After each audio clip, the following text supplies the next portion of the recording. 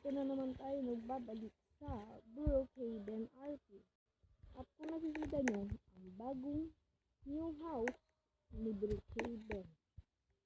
And guys, at pagpapasok natin dito ay masusunod natin ang isang malaking house.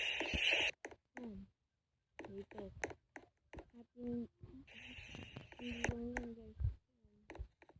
Yan, dito sa baba. Naglalag na naman. Dito guys. Uy.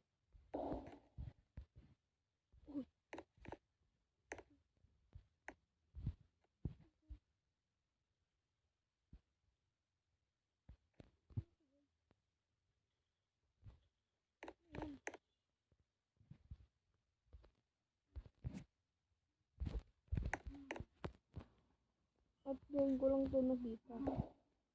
Yan. At punta tayo dito sa baba.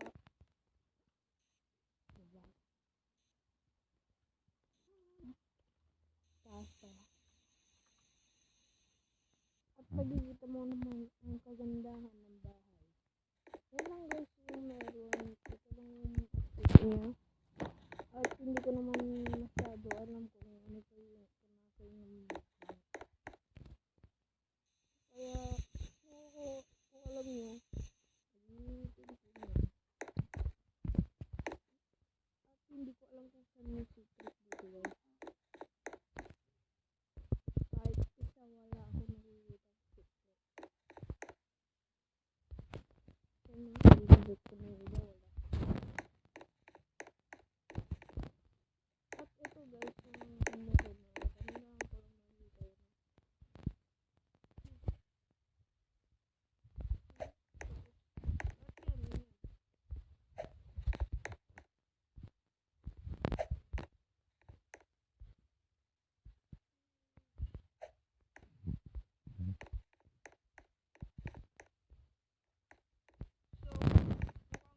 Yung update ni ano ngayon, hindi tayo masyadong nag-upload kasi ng video.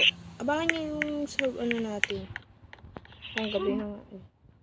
Ayun guys,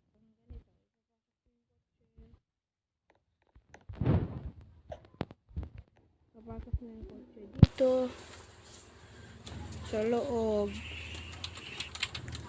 Siyempre yan. Yan, tapos ilalak. Yan, yun lang. Parang ganun lang yung update nyo guys. Hindi ko alam yung secret. Try nyo na kay Phil Andre manood.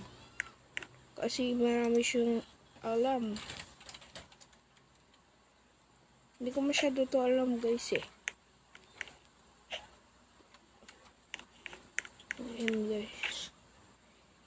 Kung sa taas i-kumpara nyo guys, maganda din sa taas. Kasi ano, yan, may ganyan. Hindi ko lang alam kung saan yung vault.